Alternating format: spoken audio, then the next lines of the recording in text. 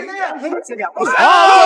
KO， 又是一个左拳，这下应该直接 KO 了。美国45岁老大爷瞧不上中国功夫，不惜横跨千里来华挑战，结果被19岁小将重拳打飞。未来3年生活不能自理，美国老大爷叫维吉尔，本来已经到了安享晚年的生活，他却选择重出江湖，就是因为他击败过2位在美实习的中国选手，结果就断定中国功夫只能用于锻炼身体，并没有其他用途。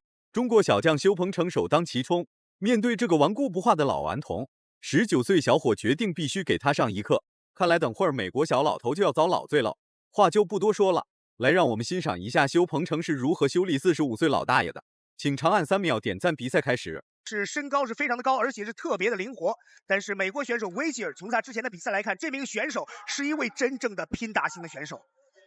这是一次这个重量级的比赛。以往的话，中国选手可能小级别打得不错，重量级选手相对少。但修鹏程是难得的这个大级别的优秀选手。是的，而且修鹏程大家看到其高排这种非常高难度的动作，但是我们这场比赛要看维吉尔。今天有人评价到，我没有看过任何一个人像维吉尔这么凶猛。还别说，这个美国大老爷抗击打能力还真挺强。面对修鹏程的重拳出击，维吉尔不仅没有回避，而是拿着重拳实施防守反击。看来还是修鹏程打得太轻了，真要是拳拳到肉，美国老大爷的老胳膊老腿估计早就被打散架了。不在乎你要走多远，而是你头上来了多少拳，你还能够冒着暴风骤雨而前行，这就是形容的维吉尔。看修鹏程的顶膝，双方真是一下就进入了对拼的这种情况了。对，速度和节奏都非常的快。修鹏程这位选手，大家看到他个子虽然非常的高，而且体力非常大，但是他的爆发力还有拳腿的连接的流畅，时时刻刻都在被暴打的维吉尔意识到了危险，在后撤期间也不老实，而是拿着拳头对修鹏程指手画脚。年轻气盛的修鹏程岂能咽下这口恶气？来华踢馆很正常，羞辱中国功夫只能锻炼身体就是老大爷的不对，总不能倚老卖老张口就嘛。连胜的这么一个势头。但是这场比赛大家看到维吉尔来者不善，首次在中国作战就登上了昆仑决的擂台。低扫踢来自修鹏程，换一低扫踢来自维吉尔，双方在这个连续进攻，反击，维吉尔反击，这个就是维吉尔，他顶住了暴风骤雨般的进攻，顶住的压力，再次反击。双方拼得太凶了。像今天45岁的维吉尔挑战19岁修鹏程，也不知道维吉尔是怎么想的，看来他是打心底里瞧不起中国功夫。修鹏程护齿意外掉落，裁判中途暂停比赛。应该是修鹏程的双方对拼实在是太火爆了，双方在中近距离几乎没有1秒钟的停歇。比赛继续进行。看到维吉尔他的站架是比较正面朝前的一种站架，这跟修鹏程站架极为相似，双方都互不相让。看似修鹏程站在原地不动，实则是在酝酿后手重拳，这一拳不把维吉尔脑浆打出来，那就证明维吉尔脑瓜子硬。打了，看看，这是个迎击拳。维吉尔站了起来，能否继续？这个自由搏击的比赛，如果被裁判处罚要获得2个点。是的，我看到维吉尔的反扑，修鹏程能否顶住维吉尔的反扑呢？但实际上更危险的是维吉尔，如果是修鹏程抓紧时间，可以再度击倒他。是的，双方还是在一个中近距离。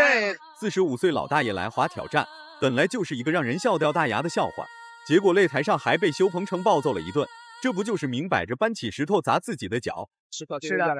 第一局比赛来看，双方2位大级别的选手身高都非常的高，力量都非常的大。好，第2局比赛开始了。上来先是低扫踢探路。维吉尔会不会受到上一局比赛这种影响，继续这么顽强进攻呢？是的，因为维吉尔大家看到他和修鹏程非常相似在哪，都在这儿寻找机会要那个 KO 拳。又是一拳跟刚才一模一样。第2回合刚开始，维吉尔就开始频频后退，只敢用简单的扫踢来干扰修鹏程，结果修鹏程就紧盯维吉尔上盘，试图用引以为傲的重拳送走维吉尔。假的混合起来的，危险，很危险，这个维吉尔危险。对，维吉尔身体流的是印第安勇士的血，他是来自于美国，可以说是印第安保留区的一位真正的印第安战士。对，但他现在面对的是中国最出色的大级别选手。是的，对，这场比赛看到双方又是反面拳。差一点。邱鹏程的态势估计颇为奏效。长时间的主动进攻也是让修鹏程感觉到了疲惫。不过修鹏程并没有掉以轻心，而是加强进攻，尽量用最短的时间 KO 掉眼前的老大爷。一个主动进攻的一个势头，对，可以连续洗法，而且可以上头。是的，混沌决的比赛规则是鼓励这些比较激烈的对抗。是的，所以也比较凶险，然后很多这种著名的运动员也这里被 KO 掉。是的，这场比赛作为上海全明星的开山之战，真是已经让全场的观众大饱眼福。修鹏程经过漫长的眼神对视，修鹏程终于出击了。不进攻是不进攻，一旦发起进攻就是一鸣惊人。被放倒的维吉尔恐怕要进入梦乡了。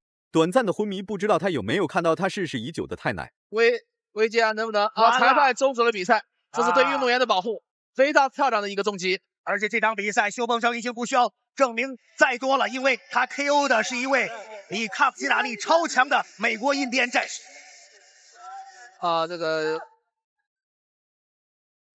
这场比赛让我们看到了一个修鹏程中国大级别的骄傲。也给今天的比赛做了一个精彩的开局。是的，以每局一个击倒，然后一次 KO 来结束了这个第一局。从画面上来看，维吉尔大几率是看到了他远在天堂的奶奶，有本事看不起中国功夫，没本事就唯唯诺诺在家养老，结果非要没事找事来华挑战，这下好了吧？直接被19岁小伙重拳打成脑震荡。因为维吉尔呢，他的这个左手的前平勾是非常具有杀伤力，而修鹏程呢是让他这个前手的平勾没有打出来之前，直接切入后手拳 KO。所以这事情他也是一个利弊，他的前手平勾拳比较好，他经常做好进攻的准备，但反手明显是有点疏忽。是的，2次在同一个地方犯了防守的错误，看几乎没有防守的错误。而且修鹏程的打入之后，还为未来的这个摔做了准备。红方选手最终19岁小伙修鹏程获得了胜利。大家感觉修鹏程打得好的话，请多多点赞，让更多人看到修鹏程的硬气。看不起中国功夫的老外远不止他一个，还有一位俄罗斯小伙，他自称是普京的护卫，曾经是俄罗斯总统普京的贴身侍卫之一。于是便在赛前口出狂言，要为俄罗斯大力士复仇。就是因为他在小时候看到了俄罗斯大力士被霍元甲暴揍的场面，所以他的心中就埋下了一个仇恨的种子。我们武林风进行了一场男子90公斤级的中俄比赛啊，哈哈，红方叫尹鹏森，蓝方是来自俄罗斯西伯利亚的拳击冠军基马。结果登上擂台30秒都没有撑过去，直接就被18岁小伙一腿打断下巴，还自称自己为俄罗斯总统贴身侍卫。我看连看大门的大爷都比基马强，击败了俄罗斯的基马，他曾经是普京的护卫。基马能站起来吗？俄罗斯的基马还说要脚踢武当，拳打少林，结果被小将尹鹏森一个高鞭腿。来滑踢馆也好，来滑挑战也罢，只要有实力怎么样都可以，没实力就敢来中国挑战。也不知道这群老外是怎么想的，不是被重拳打成脑瘫，就是被一腿踢断下巴，这下场真惨。大家感觉是老外不自量力，还是中国选手太强？请在下方进行留言讨论。